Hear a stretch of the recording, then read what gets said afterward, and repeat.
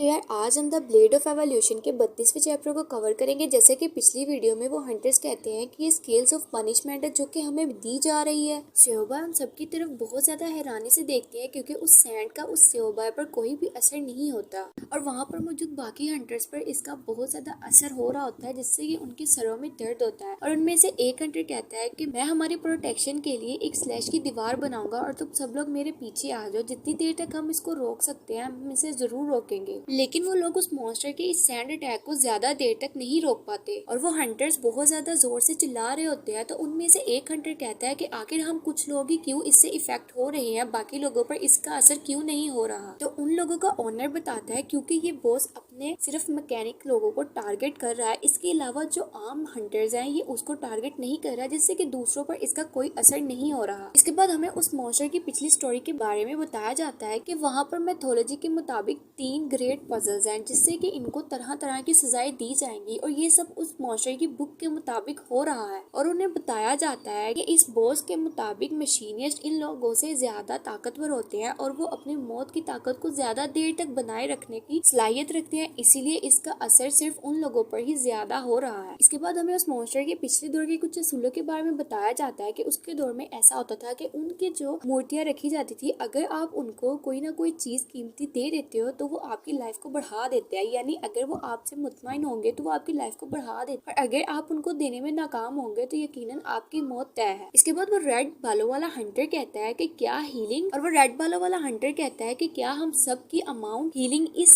कर्ज के लिए बहुत ज्यादा कम है। और वो लड़की से बताती है कि हाँ ये बहुत ज्यादा मुश्किल होने वाला है। और वहाँ पर मौजूद तमाम हंटर्स कह रहे होते हैं कि हमें सिर्फ साइड बीस्ट के इस मुकाबले को खत्म करना है, इसके अलावा हमारे पास दूसरा कोई ऑप्शन नहीं है और ये हमारे लिए यकीनन बहुत ज्यादा मुश्किल है कि हम अपनी हीलिंग पावर को कंटिन्यू रख सके। उसके बाद उन लोगों का ओनर स्योबाय के पास जाता है और उसे बताता है कि अब हमारे पास दूसरा मौका है और हम दूसरे मौके से इस सजा से बच सकते हैं। और वो दूसरा मौका तुम यकीनन जानती होगी, जिससे कि स्योबाय उसे पूछती है कि क्या आप मुझे विंड ऑफ वॉल को रेफर कर रहे हैं। वो मॉन्स्टर तेजी से उस मिट्टी से उन लोगों पर हमला करता रहता है। तो स्योबाय उन्हें बताती है कि अब हमें एक बहुत बड़ी हवा की दीवार को तैयार करना है जिससे कि हम लोग इस मिट्टी से खुद को बचा सकते हैं। और वहाँ पर मौजूद बाकी लोग बहुत ज्यादा दर्द से चिल्ला रहे होते हैं क्योंकि उनके उस मिट्टी की वजह से सरों में बहुत ज्यादा दर्द हो रहा होता है। और कुछ लोग ये देखकर वहाँ पर बहुत ज्यादा मायूस हो जाते हैं। उन लोगों का हंटर्स उसके सर में बहुत शिद्दत का दर्द होता है तो उसे पीछे से कोई कहता है कि मिस्टर ली। उन हंटर्स का ओनर बहुत बुरी हालत में पीछे जाकर गिरता है और स्योबाय जल्दी से आकर उसे पकड़ लेती है और उसे पूछती है कि मिस्टर ली क्या आप ठीक है। और वो ओनर दर्द से कर्ज कर्ज चिल्ला रहा होता है। वो रेड बालों वाला हंटर्स उन तमाम हंटरों को बताता है कि हम लोगों को मिलकर इसका मुकाबला करना चाहिए और हम सबको अपनी ताकतों को जरूर आजमाना चाहिए। अगर तुम लोग यहाँ पर जिंदा रहना चाहते हो तो तुम्हें मिलकर मुकाबला करना होगा, और अगर तुम लोग इस जंगल में मर गए तो इस जंगल में मरना तुम्हारी हकीकी मौत ही कहलाएगा। इसके बाद वो पीछे उस तूफान को देखते हैं और कहते हैं कि अगर ये हमारे और ज्यादा करीब आ गया तो हम सब लोग यहाँ पर मारे जाएंगे और हमारा यहाँ से बचकर निकलना नामुमकिन है। और उनका ओनर उस तलवार को उठाता और कहता है कि ये कर्ज ऑलरेडी सेपरेट हो चुका है, अगर ये हम सब लोगों के करीब आ गया तो यकीनन हमारा बचना मुश्किल है, लेकिन मैं तुम लोगों को जिंदा वापस लेकर जाऊंगा क्योंकि ये मेरा फर्ज है। फिर वो हंटर एक बहुत ज्यादा खतरनाक शक्ल इख्तियार कर लेता और कहता है कि तुम लोग घबराओ नहीं, मैं तुम लोगों को बिना किसी नुकसान के यहाँ से वापस जरूर लेकर जाऊंगा। इसके बाद वो रेड बालों वाला हंटर शॉक्ड हो जाता है और कहता है कि अरे नहीं डैम, ये हवा की दीवार तो गिरना शुरू हो गई है। लेकिन इसके बावजूद वो हंटर उसका मुकाबला करने के लिए अपने वेपन को लेकर उसकी तरफ आगे बढ़ता है और वो मॉन्स्टर उस विंड के अंदर खड़ा अपनी किताब से मैजिक की कुछ लाइंस पढ़ रहा होता है, जिससे कि वो रेत का बवंडर उस हंटर पर अटैक करता है और वो हंटर दूर जाकर गिरता है। जैसे ही वो हंटर उस अटैक से पीछे की तरफ जाकर गिरता है तो उसके पीछे एक गाड़ी होती है जिसमें जाकर वो लगता है और वो बहुत ज्यादा शॉक्ड हो जाता है ये देख कर के एक कार, और वो भी यहाँ पर। इसके बाद हमें दिखाया जाता है कि वो कार उस तूफान में भी चल रही होती है, लेकिन वो बॉस इस सब के बावजूद अपनी बुक से उस मैजिक को पढ़ते रहना स्टार्ट करता है। लेकिन वो उस मैजिक को अटैक करने से पहले इधर उधर देखता है तो उसे एक कार अपनी तरफ आती दिखाई देती है। वो कार उस विंड वॉल के अंदर चली जाती है, जिसे देखकर वो हंटर कहते हैं कि ये कार इस हवा के बवंडर में चली गई है और इसे कोई नुकसान भी नहीं हुआ, यही एक अच्छा मौका है हमारे पास इस पर अटैक करने का क्योंकि इस विंड में एक होल हो चुका है। फिर वो तमाम हंटर्स को कहता है कि ये हमारे पास अब एक आखिरी उम्मीद है, और वो अपने तमाम हंटर्स को कहता है कि माय गिल्ड मेंबर्स तुम लोग मेरा साथ जरूर देना। फिर उसकी आंखें चमकने लगती है और वो अपने वेपन को उठाकर उस पर अटैक करने के लिए आगे बढ़ता है और कहता है कि चार्ज। वो आगे बढ़ते हुए कहता है कि ये है एडवांस डीमन किलिंग स्लैश।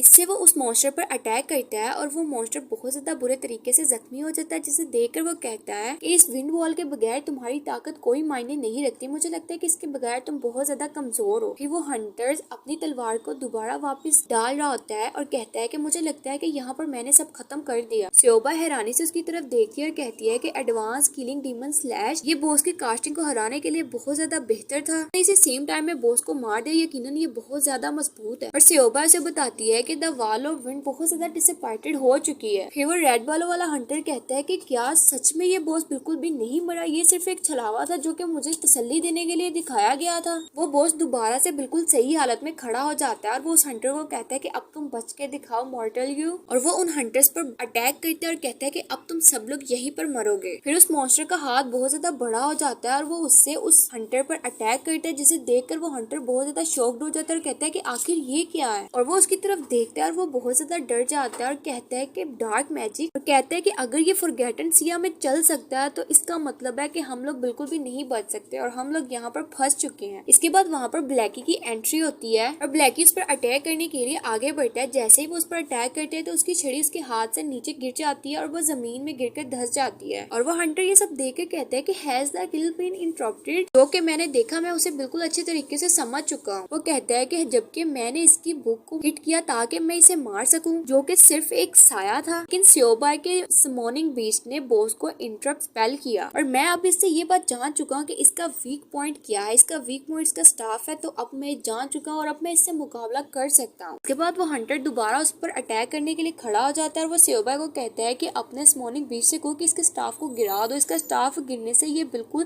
कमजोर हो जाएगा और हम इसे आसानी से मार सकते हैं क्योंकि इसका वीक पॉइंट इसका स्टाफ है। जिसे सुनकर स्योबा कहती है कि ठीक है मैं उसे समझाती हूँ। इसके बाद स्योबा चिल्लाते हुए ब्लैकी को कहती है कि उसके स्टाफ को मेरी तरफ फेंक दो। स्योबा उसकी स्टाफ यानी उसकी छड़ी को पकड़ता है और उसे स्योबा की तरफ फेंक देता है। फिर वो छड़ी स्योबा के हाथ में आ जाती है और स्योबा उस छड़ी को पकड़कर अजीब सा फील करती है। तो यार आज के लिए बस इतना ही। If you like the video please subscribe my channel and press the bell icon for more interesting videos. Thanks for watching.